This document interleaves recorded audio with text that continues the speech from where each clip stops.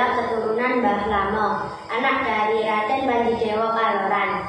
Panji Laras Panji Liris adalah pemuda tampan dengan perawakan tinggi, kulitnya putih bersih, kumisnya tipis, pandai bekerja, dan dikenal ahli kalurangan. Banyak yang berusaha mendekat dan mengambil hati Panji Laras Panji Liris. Tetapi Panji Laras Panji Liris tidak mau, sebab mereka masih ingin mencari ilmu dan ingin merantau ke beberapa pesantren di luar Kabupaten Lamongan. Waktu Panji Laras Panji Liris merantau ke arah selatan dengan berpakaian santri, baju takwa, celana landung, dengan memakai sandal kulit, memakai sarung putih dengan garis yang terselip. Namun tidak seperti biasanya kerisnya diletakkan di bagian depan.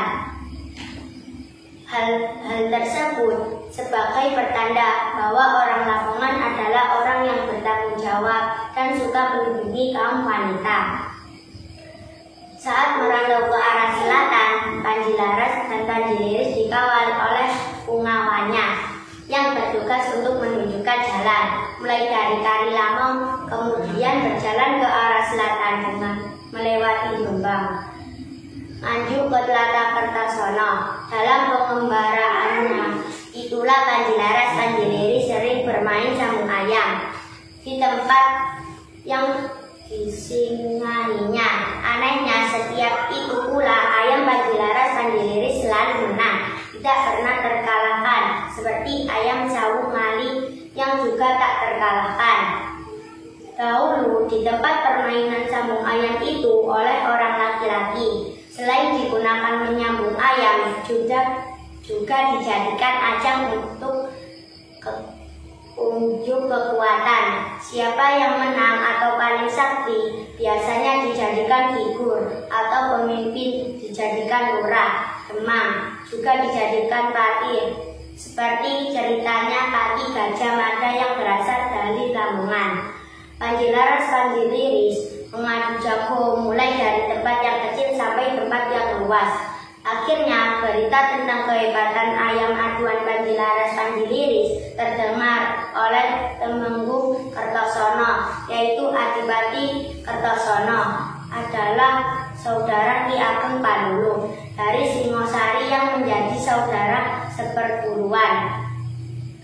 Mendengar ada dua pemuda yang selalu menang dalam mengadu ayam jago, Ki Ageng Panulu meminta untuk menyuruh Panji Laras dan Panji Liris menuju ke pendopo Kadipaten Kertosono Kediri. Setelah sampai di sana, mereka dijamu dengan penuh kehormatan karena dari Kadipaten Lamongan. Tidak hanya itu saja, mereka ditawari untuk mengadu ayam di Kedaton Kertosono. Adu jago pun dimulai dengan ayam Demang, jagonya Pati sampai jagonya Adipati Ki Ageng Panulu. Kesemuanya kalah digebrak jagonya Panji Laras Panji Liris, dan akhirnya mereka mendapatkan hadiah atas kemenangan ayamnya. Pada waktu itulah anak Ki Ageng Panulu yang bernama Andansari dan Andanwangi yang sangat cantik, kulitnya putih langsat, mengetahui ada dua pemuda tampan yang memenangkan adu jago di Kabupaten Magersari. Mengetahui ketampanan dan asal-usul Panji Laras Panji Liris, kedua putri Kertosono tersebut jatuh cinta. Tak hanya Andansari dan Andanwangi saja yang jatuh hati, Panji Laras Panji Liris pun juga jatuh hati.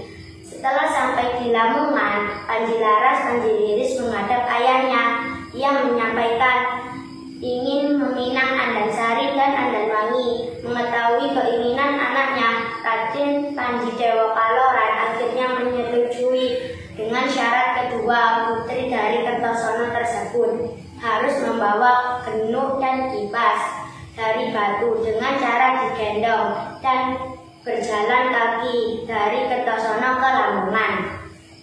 Persyaratan yang diajukan oleh keluarga Panji Laras Panji Liris akhirnya disetujui oleh pihak keluarga Andansari dan Andanwangi. Mereka tidak menganggap syarat-syarat yang diajukan pihak Lamongan itu sulit.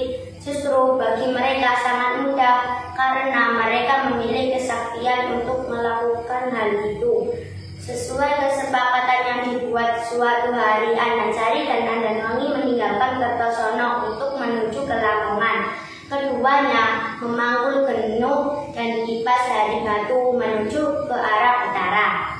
Ternyata tidak hanya Andansari dan Andanwangi saja yang menuju Lamongan, di belakangnya juga terlihat ayahandanya, Pati dan para pengawal dari Kadipaten Kertosono. Sungguh aneh, Andansari dan Andanwangi tak sedikit pun merasakan lelah membawa beban berat yang mereka bawa. Bahkan keduanya dapat berlari dengan cepat. Sesampainya di Kali Lamung, tempatnya di sekitar desa Babakan, tanpa sepengetahuan rombongan dari Kertosono, ternyata Panji Laras, Panji Liris beserta sejumlah pengawalnya telah lama menunggu. Mereka bersembunyi di seberang kali yang sedang dilewati Andansari dan Andanwangi. Pada saat itulah Panji Laras dan Panji Liris menyaksikan suatu kejadian yang aneh, yaitu mereka melihat kaki Andansari dan Andanwangi yang berbulu lebat seperti kaki kuda. Melihat kejadian tersebut, hati Panji Laras dan Panji Liris gundah dan bersedih. Keduanya hampir tak percaya bahwa calon istrinya yang begitu cantik ternyata memiliki kaki yang menakutkan, berbulu seperti kaki kuda. Akhirnya Panji Laras dan Panji Liris kembali pulang ke Lamongan. Sesampai di Pendopo, kabupaten, mereka menghadap ayahnya dan menceritakan kejadian yang mereka lihat. Setelah mendengarkan cerita dari Panji Laras dan Panji Liris, Raden Panji Dewa Kaloran mencoba mengusahakan untuk menggagalkan perjodohan ini. Setelah mengucapkan demikian, ketiganya bergegas menuju luar Pendopo untuk menyambut rombongan Andansari dan Andanwangi. Mereka melihat Andansari dan Andanwangi memanggul genuk dan menenteng kipas yang terbuat dari batu dengan begitu enteng. Mendekati Kadipaten Lamongan, sebelah barat Andansari dan Andanwangi beserta ayahnya dicegat di daerah Demangan. Di sana mereka diminta untuk menaruh genuk dan kipas batunya di sekitar Bloko Balung. Namun setiap kali Andansari dan Andanwangi menaruhnya di tempat itu tetap tidak bisa. Akhirnya mereka hanya bisa menangis. Melihat kejadian tersebut, ayahanda Andansari dan Andanwangi berpikir bahwa orang Lamongan memakai pagar gai agar Andansari dan Andanwangi tidak meletakkan genuk dan kipas batunya di sana. Karena terlalu lama menangis, keduanya pun pingsan dan kemudian mengembuskan nafas terakhir di depan kecamatan. Pihak Kertosono tidak bisa menerima kematian Andanwangi dan terjadilah pertempuran yang dahsyat di daerah Bandung menuju ke timur sampai ke Sidoarjo Loko Anyar. Saudara Andanwangi yang bernama Andansari akhirnya meninggal dalam peperangan tersebut. Tidak hanya Andansari dan Andanwangi saja yang meninggal saat peperangan, tetapi banyak prajurit yang meninggal dalam peperangan tersebut. Bahkan Ki Ageng Panuluh juga meninggal. Semenjak kejadian tersebut, Kadipaten Lamongan bersumpah bahwa orang Lamongan tidak boleh menikah dengan orang Kediri. Sekian cerita dari saya. Wassalamualaikum.